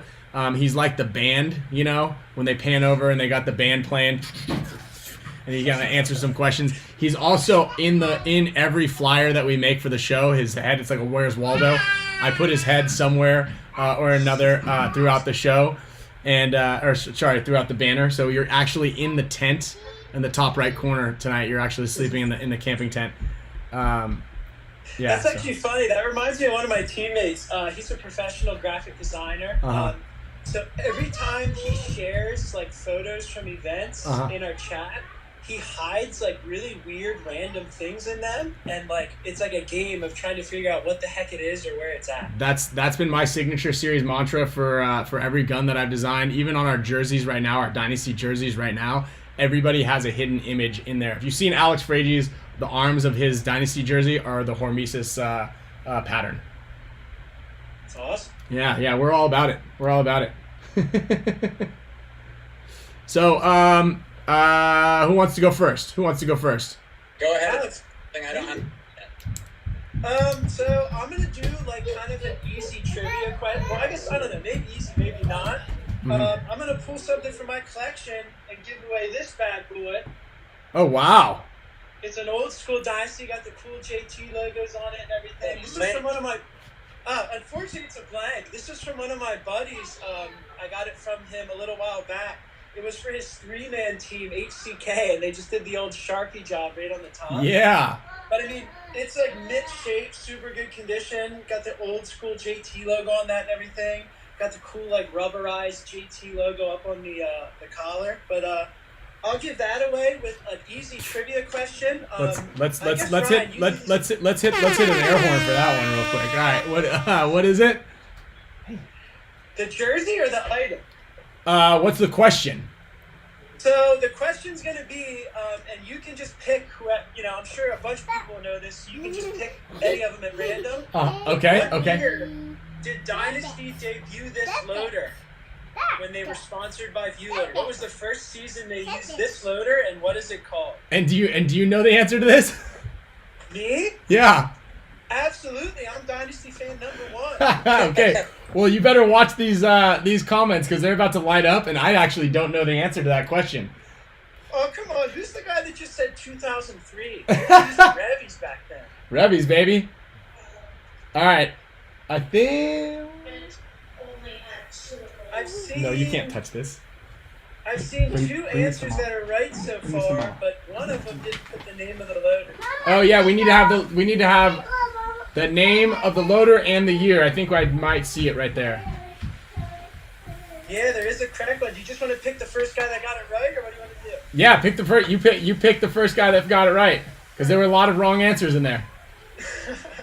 So it looks like Ryan Fitzgerald was the first one to get it right. It's 2007, and it's the Velocity loader.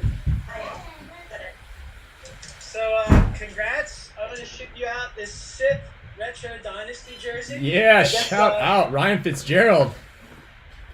I'll get it sent out to you. I might already have it, but Ryan Fitzgerald send me the info. I'm gonna send it to Quinn. Quinn's gonna send you a Dynasty jersey. Hell yeah! Remember these guys? Yep, smart parts in the house. Those guys are going to be there this weekend. Alex, you did that show with Carl the other day, and he was talking about that year that Angel had to use the Epiphany. I was laughing about that. Oh yeah, Angel's Epiphany Brian, deal. Do you remember that game where it was in the finals and his Epiphany blew up in the 10 seconds and we all started laughing? Yes. How did he get stuck with that? Did he actually choose that, or did you guys just say, hey, let's give our best player the worst gun? It wasn't us. It was Smart Parts. Yeah, they did a separate deal. So Angel had his own deal to promote the Epiphany, and we were slightly against it, but they gave him an extra parts kit, 2 guns and a parts kit for it. Awesome. So yeah, you want to go ahead and give something away, Alex? All right, I will give I'll give away a headband. I have a trivia question here.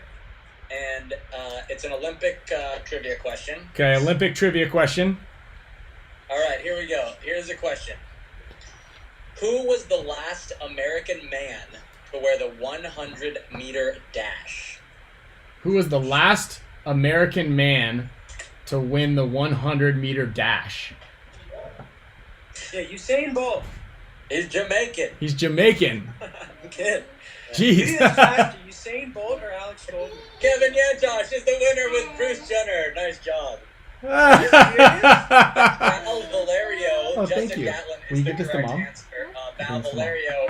Hit up Ryan. You have a headband headed your way. All right, Yantosh wanted. I got his address. I'll send it to you. Congratulations, Kevin Yantosh. No, it's not Kevin Yantosh. Well, it's Val Valerio. Oh, Val Valerio. Sorry. Bruce Jenner did not win the 100-meter dash, Ryan. When you said it first, I thought you were serious. Oh, I thought you were serious too. Val Valerio. Sorry. Stop it. All right. Let's give away these goggles. Yeah, for sure. Got them right here. All right, we got them right here. Didn't even open them yet. Look at that. Brand new. All right. Giving away too? Yeah, we're giving away a pair of KLRs. Courtesy of ProPaintball.com. Make sure you go over and read everything on that site. Yeah, read everything. Don't even read that lot. You want to hold these, son? I'm saying, like, go back to, like, 2007. Can you say what Alex was saying after PSP Phoenix. Go back. Can you say HK Army? HK Army. There we go. Can you say bye HK? Yeah, that was close. That was close. She wants to buy HK. That's right. Marky, get her a deal. Yeah. All right. Do we want to do the Olympic question for the paintball Olympic qualifications? Yeah, dude, go ahead. Whatever you want to do. Okay. So, the UPBF, which is the United Paintball Federation. Oh, thank you. The United Paintball Federation. Thank you. Has 23 different countries already. All right, Sloany Baloney.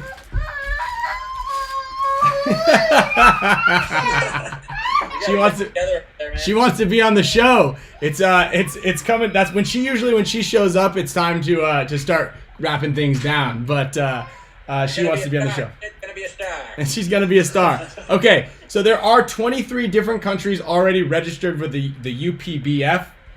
And there are currently, I believe, it's something like 195 countries in the world that are part of that are eligible to be entered into the Olympics. That one I might be wrong about. The question is, and you get one answer, you get one guess, okay? So I don't want everybody just to be firing off a bunch of numbers. How many countries need to be brought into the governing body to have the active federation, which will allow us to be able to apply to become an Olympic team. This will allow us to apply at the chance to be in the Olympics. So right now we currently have 23 different countries. How many countries do we need to be eligible to qualify? And these are all once they join, they have the same amount of rules. We got all the same governing body and all that stuff, and then we say, all right, Olympic Committee, this is our sport, these are the rules. Nope, I don't see it yet. Dude, who's the guy that said 3? Yeah, so that was your only answer, and just so you know, you get one chance at this. So if I do find out that you're a winner, I'm gonna double check on it. And just so you guys know, here's a little hint for those of you guys who are guessing right now. We've got some close ones in there. It is more than 23, so we are not yet qualified. So if you're guessing under 23, that is an automatic oopsie. All right, nope, and it is more or less a round number that is divisible by 5. It's been a couple close ones. There have. I like this one. I thought it was going to be right off the break. Someone was going to get it. So we have 23 right now. We need how many? If we don't get it, then this might have to get relegated to the wheel, spinning the wheel. Oh, there it is. Finally. Oh, man, at the same time. Okay, we have a winner. And that winner is, let me make sure you haven't guessed more than once. And I don't see your name, don't see your name. The winner is William Aguilar with 35. Nice. Don't be guessing twice. I see you in there. All right, congrats, William. Mr. Aguilar, you won a pair of goggles. I have the address. I have his address already, so I will get that to you, Quinn. Damn, that was a good one. Air horn for everybody. Want to make sure that's not too loud, blowing anybody's ear sockets out. So, yeah, guys, thank you both very much for joining and picking up the phone. You choked at the end, Quinn. You choked at the end. I almost did. I was this close. You're this close to finishing it out without any hiccups. Well, I just want to shout out Cal Spick. I'm glad you got some sleep. Hopefully you feel rested tomorrow. And maybe we'll see you next week on the show. Yeah, Kyle will be here next week. We're actually toying with the idea of pushing Monday Night Live to Tuesday night. We're going to experiment with that idea just because, obviously, as we go to these events and we come back, if there's any mechanical or weather delays, it really puts a damper in the show. But good thing we got guys like you guys now on quick dial. And I got one more question for both of you. Let's hear it. Who is your pick to win ICC this weekend, and who is the MVP? Well, Dynasty is my pick for winners of the ICC. And I might say that Andy Kopkock, if he plays anything similarly to how he did last year, I might give it to him. I'm also actually really excited to see how Marcelo plays because Marcelo's been on our roster for the last couple of years, but has been out due to injury. So, he's a sleeper in that roster lineup. I thought he was out due to not wanting to hang out with us. He heard that Glenn Forster was there, and he's like, my ankle hurts. My pick to win it is also Dynasty, and I'm going to go with the dark horse MVP here with Glenn Forrester. I think it's his year.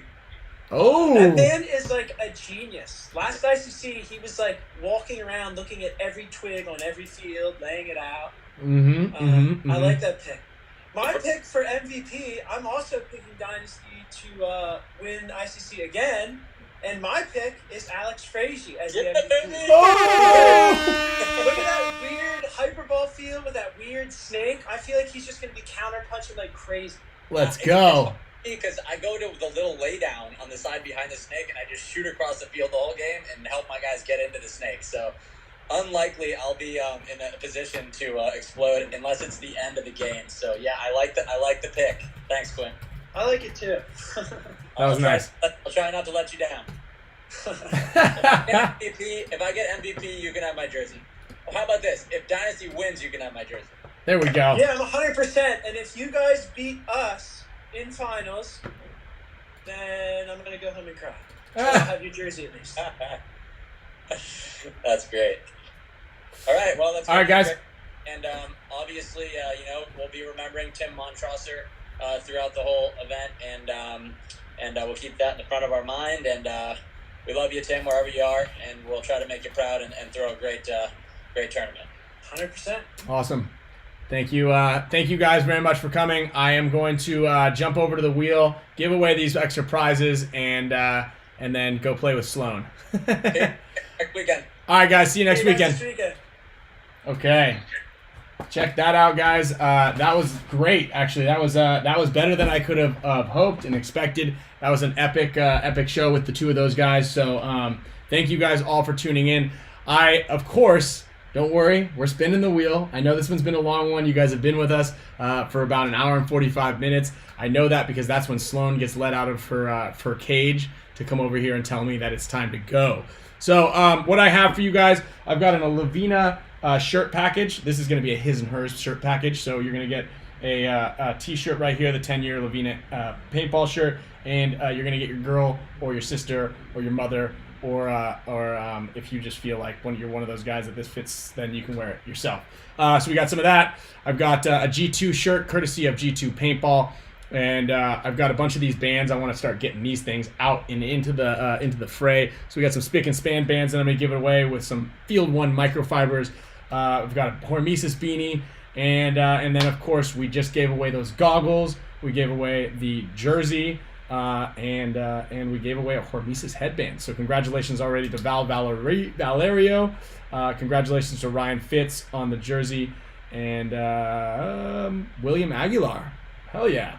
So, without further ado, I'm going to jump over to the wheel. For those of you guys who are still watching, for those of you guys who are listening on Spotify or watching the show later on, you guys can join the channel and support the show. And you don't have to be present to win. So if you do win, make sure I have your address so I can send you the goodies. If you don't, and Mr. Proventure, if you have not contacted me by the end of the show, we got some more stuff to give away. Also, on the next couple of episodes and the shows, I do have a bunch of push stuff to give away. I am going to be giving away this blue Dynasty Aculock kit that's going to be on the show as a giveaway, so it pays to be a member of the Spick and Span Show. All Mega Support Status members, You guys are going to be getting a sick monthly giveaway. Next month is going to be something from Push. This month is going to be a Hormesis headband, or sorry, a Hormesis trinket giveaway package for you guys. It's going to be a cool little, where is it? A little keychain and a Hormesis pin for you guys, as well as a couple other things. Also, if you guys are a discounted merch perk member or a mega support status member, I'm going to be hitting you guys with a 10% off code for any AccuLock barrel system. So now that I've gotten that all out of the system, let me jump over here to the Wheel of Names.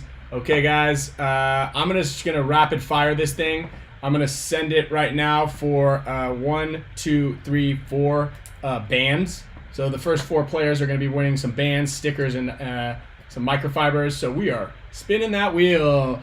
We've got about 100. We're almost to. I'm sorry. We have about 240 members right now. Oh, Sean Dolan! Hell yeah! All right, congrats. That's back to back for Sean Dolan. Won last week as well. And I just saw him. He was crushing it this weekend. He got most improved at the summer camp. And then we've got JG Films. Alrighty. So that is JG Films and Sean Dolan that just won. So let me make sure we've got them. There we go. And then those were for bands, micros. Now we're going to do bands and stickers. So those guys are both getting micros and bands. Sean Dolan now will have 2 bands and 2 microfibers from Field 1. So the next one is going to be some sticker packs. And then we're going big with a couple of the other things. The Lavina shirt package and the let's see, second monitor. The Lavina shirt package, the G2 shirt, and a Hormesis beanie coming up after this. All right. Spinning. We've got almost Jason Harada. Jason Harada, I believe Jason also won last week or the week before. I think you got a couple of prizes. All right, close that. Spin it again. This is for the last band and sticker pack here. All prizes are going to be sent out this week with Mrs. Sarah Lyon. Sarah, congratulations right there. Give an air horn for the band winners.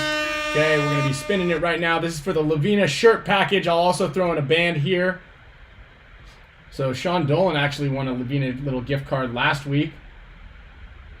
Slow poke 333. Okay. Now we're going to the G2 shirt, courtesy of G2 Paintball.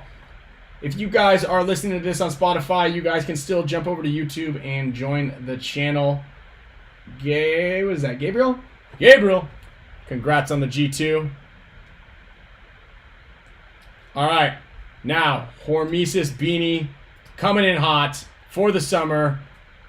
Record temperature setting and a Hormesis beanie to Mr. S. Smoker. I think S. Smoker 187 just joined the channel last week. So congratulations to S. Smoker. Oh yeah, I have the jersey I'm going to be giving away right now, courtesy of BKI Paintball and the Spick Span Show, the summer camp, and Eddie Dizon. I'm going to be spinning the wheel one more time because why not give away everything that I got. Also, I do have a backpack. I've got 2 jerseys, so I'm going to give away a jersey next week. You know, stretch it out for everybody out there. So let's go ahead and jump right over to the wheel one last time for Spick Span BKI summer jersey. So this is another big time giveaway going to Cali Jeffrey Santo. Oh, Jeffrey Santo. Hell yeah, Jeff. There we go. There we go. All right. So that is going to do it this week. So if you guys, again, if you guys are listening on Spotify, or if you guys are watching the show here on YouTube, a little later. I want to thank you guys. I know that not everybody can tune in at 4 p.m. on Mondays live, but if you guys are watching this on Spotify, I want you guys to screenshot the Spick and Span Spotify link and post it to your story and tag us. When you tag us, I will pick you guys randomly out of a winner. I gave something away last week to one of you guys. I have it written down somewhere, but I want to give you guys some gifts and some prizes. Also, those of you guys who comment on the show later throughout the week, I do like gifting you guys up with some prizes as well. So again, thank you very much, everybody, for an epic show. Thank you, Quinn. Thank you, Alex. Shout out to CoinDuel. Shout out to ProPaintball.com and Hormesis. And thank you, everybody, for all of your guys' support. You guys are awesome.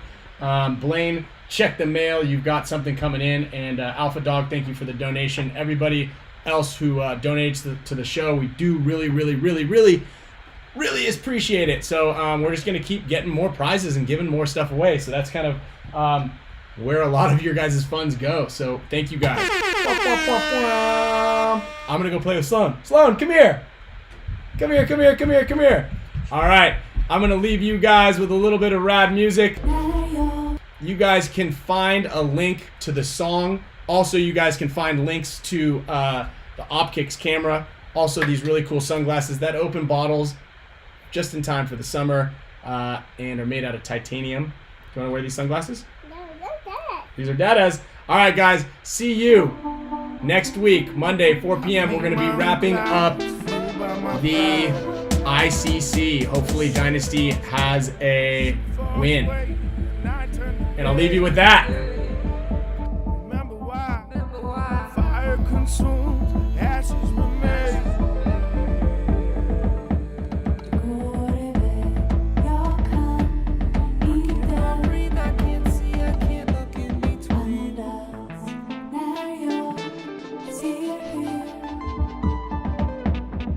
Cannot breathe,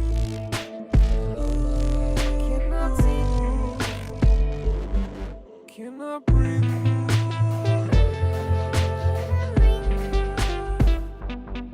cannot breathe,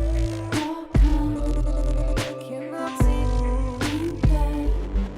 cannot breathe.